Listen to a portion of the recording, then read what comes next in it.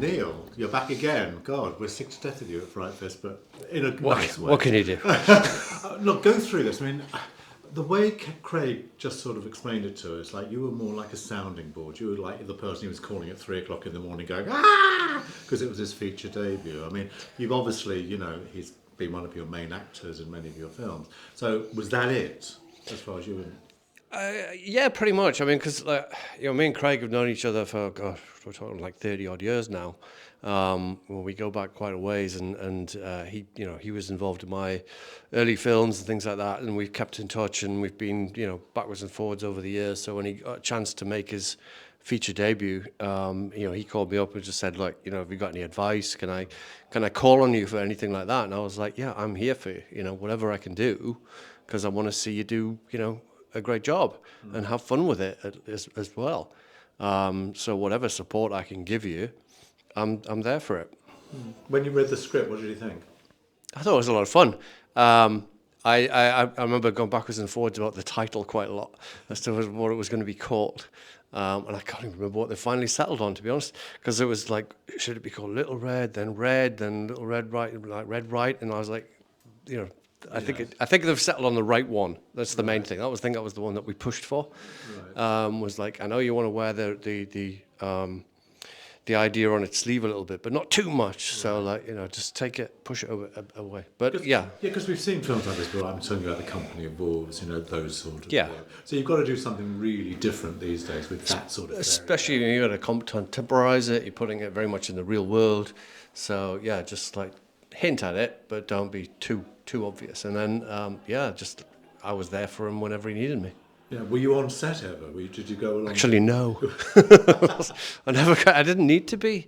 I think he was in good hands. He put together a great crew and cast, and he did call me up a few times, but on the whole, it was like, just let him run with it. It's also like you don't want to be hanging over somebody's shoulder.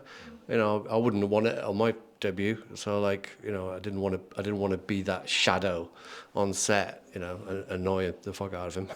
What do you think the best piece of advice was you gave him, though? To make sure he enjoyed himself, because it is stressful. It is, it's late nights, it's long hours, it's money worries, it's God knows whatever it is. But there's no point doing it if you're not actually going to enjoy some part of the process and, enjoy working with the actors, things like that, which is obviously going to be his strength coming from an acting background. But try and have some fun and inspire the crew to follow you, because that's, to my mind, that's what a director does, is you've got to be there to inspire everybody else on the cast, the crew. You've got to lead from the front. And if you're having a miserable time, it goes down the ranks kind of thing. So you've got to lead from the front and be that inspiration. Did he always tell you that he wanted to be a director? Has there been a long gestating sort of ambition of his? He's definitely mentioned it, and I know he's directed theatre and things like that, so I think he always secretly wanted to have a crack at doing a feature for sure.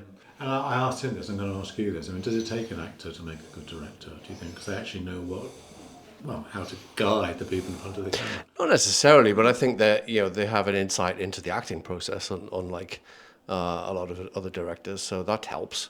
Right. But in terms of the other aspects, like the camera and all that kind of stuff, then they're as newbies as the rest of us, and they just got to learn the ropes. But I don't think it hurts if they've had a lot of experience on set, which Craig has.